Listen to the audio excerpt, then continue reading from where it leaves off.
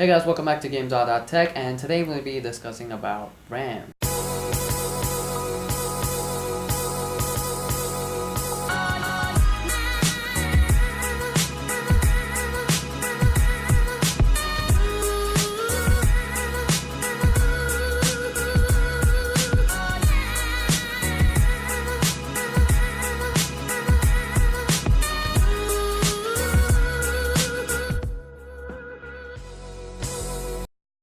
First thing's obvious.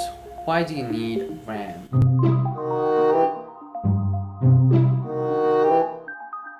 So some of you might be having this question. Why do you need RAM in a system? Well, RAM is actually very crucial. If you didn't think, RAM is actually one of the most fastest available, smallest storage which you can get on your computer, which can actually improve performance, like when you open your apps or when you open your window on your Windows 10 PC. So when you open all the tabs and handle so many programs at once, so at the data bus, I'm getting a bit too technical, that's kind of the doorway between the CPU and the motherboard, which actually interconnects the RAM and the CPU. So you need a lot of processing power. Can't get all that processing power on a chip. So what we do is actually we take RAM. So this is actually much faster storage which your computer accesses randomly. So-called random access memory, which is RAM in turn. Actually you need to communicate with your PC and all the apps that you need to run to make them run quicker or faster. So if you've got a Windows 7 laptop or a Windows 7 Ultimate PC and you open up an app and it almost takes 20 seconds, for example Grand Theft Auto 5, a good example. If it takes about 1 minute, probably 20 seconds. If it takes about 20 seconds to only show up the startup symbol, a black screen where it comes as Rockstar, the icon, the symbol of Rockstar.co comes in. So you can actually... No. So for example, you take a game like Grand Theft Auto 5. So if you're running Windows 7 and it takes almost about 20 seconds just to pop out the game, like the loading screens, then your RAM is slow.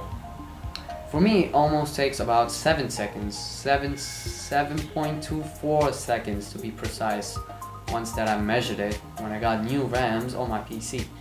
These ones are my old RAMs on my PC, so these are 4GB chip sticks. So in turn, these both give 8GB together. So I had some difficult times with this. I couldn't load up Adobe Premiere very well, not very well. So it kind of the newer crucial memories which I got on my PC is much more better than what I got now, which are these two, which are not so good. So I probably recommend you upgrading your RAM in whatever system size factor form you got. So it's better you get at least about 4GB of RAM on Windows 10. I guess that's recommended gigabytes for Windows 10 to run on a PC. Moving on. So I've told you why you need RAM. RAM actually makes it quicker for any program to load up. So if you take Grand Theft Auto 5 for example on Windows 7 running on 4GB of RAM, it's gonna take probably around 30 to 45 seconds approximately. I'm not saying this, depends upon the system and the Intel processor chip unit you got. So maybe it takes about 15, not 15, I don't think so, 20 to 45 seconds. That's the max I can say. I don't think it'll take more than 45 seconds for a game to load on a 4GB system. But if you want to load up the game on some 15 seconds or 10 seconds or like 7 seconds just like me, you gotta upgrade your RAM, man. You gotta put another 4GB6, which in turn makes 8GB. So that makes a crucial difference. That makes a lot of difference. So that speeds up your loading times. It speeds up your Final Cut Pro. I don't think Final Cut. I'm sorry. So it speeds up your game loading time. It speeds up your loading time in every single application you got. It speeds up your Adobe Premiere startup time. It's still quite quick, but if you want to make it quicker, so you may upgrade your RAM so it starts up the app faster than usual. That's one thing. Let's go to the second thing. A lot of them have this question on the internet, like a lot of them which I've gone into some of the channels, and I've frequently noticed this specific question about: should I run one 8GB stick or should I run two 4GB sticks on dual channel? Well, one 4GB stick is quite good, but if you're a gamer and you want to up your game and you want to put 8GB instead of 4GB, and you go to the shop and you might be wondering about, should I take one 8GB stick or two 4GB stick to run in dual channel? Surprisingly, the answer is you guys better buy dual channel sticks, because dual channel sticks are much faster than a single channel stick. So if you don't get it, dual channel is when you connect your RAM on the opposite side. If this is a processor, the CPU, this is a CPU block, this is all the heatsink, and these are the two RAM buses you got, the slots. You slap your RAM on one 8GB stick that only runs on one serial. If you've seen some motherboards, you might be knowing. So if you get one 8GB stick and pop it in single channel, that's only about one bus. That's one connector. If I'm getting a bit too technical, that's one connector. And so many processes have to go through one single connector. So one 8GB stick isn't gonna do much. So if you're on budget and if you want to save some space on your PC, or you're trying to upgrade later for another 8GB stick that makes two dual channel 8GB sticks later, then you might just consider buying one 8GB sticks for now. But if you're already planning to upgrade, you want, like, yes, I want a faster PC, I want a better gaming PC, you guys better buy a dual channel sticks. Because if you run it on dual channel across the motherboard, you get two ports, like two connectors, which in turn have a lot of pins, so which means you get a faster motherboard and a faster working PC, so which means your games will load up much faster than just one single 8GB stick. By the way, the third question I should have said on the first is actually, what are RAMs? What do they do? What are the hardware specs? The RAM was first invented in 1968 by some scientist, I don't know. It was actually first used on the IBM 640, so that was the first computer to use RAM, and it was a very big hard drive. It was a RAM/hard drive. It was like a spinning wheel. So nowadays we have the modern RAMs, which have no spinning discs or anything. There's nothing moving in this.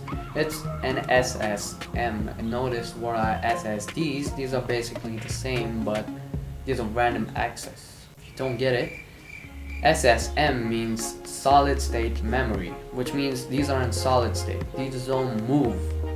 It doesn't mean that they go to a liquid state or a gaseous state, but they don't move like SSDs. So SSDs have no moving parts at all. And hard drives in turn have a moving disk, which means they do move. And not only the disk, even the pin, even those move on top of the disk to read and write the files on the disk.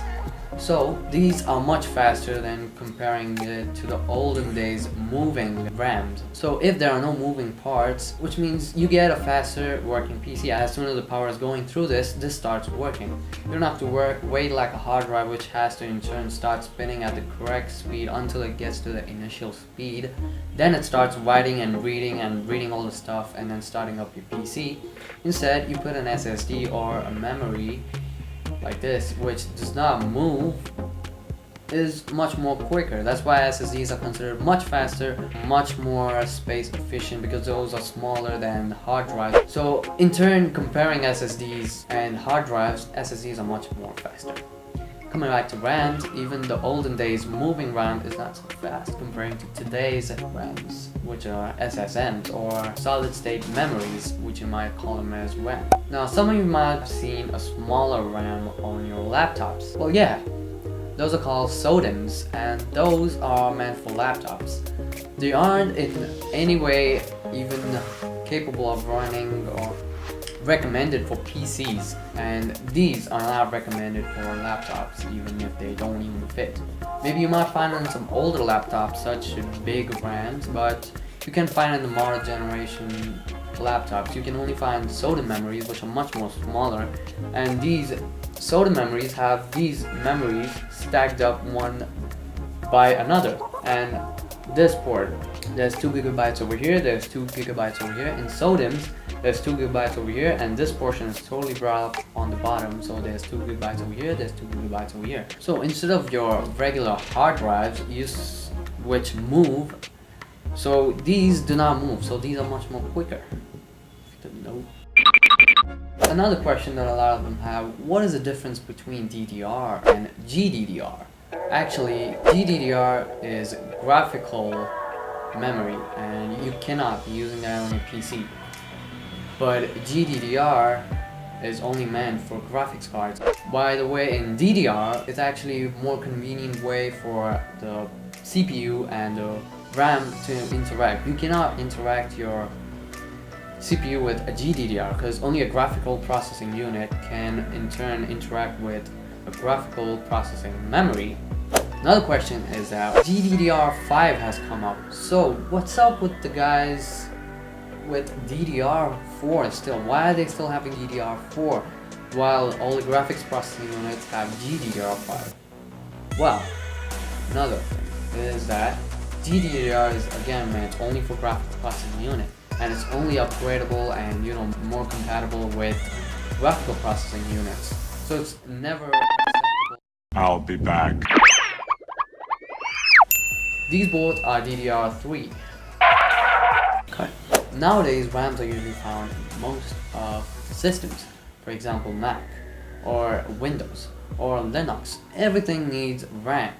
So even these need RAMs so that they can operate quicker, switch on quicker, shut down quicker, and interact with the systems much more quicker, send the data much more quicker, and use the maximum processing power from the CPU. So that's it for today. Meet you guys next time. I'm your host Raj, and I'm signing off. Peace. And don't forget to like, share, and subscribe.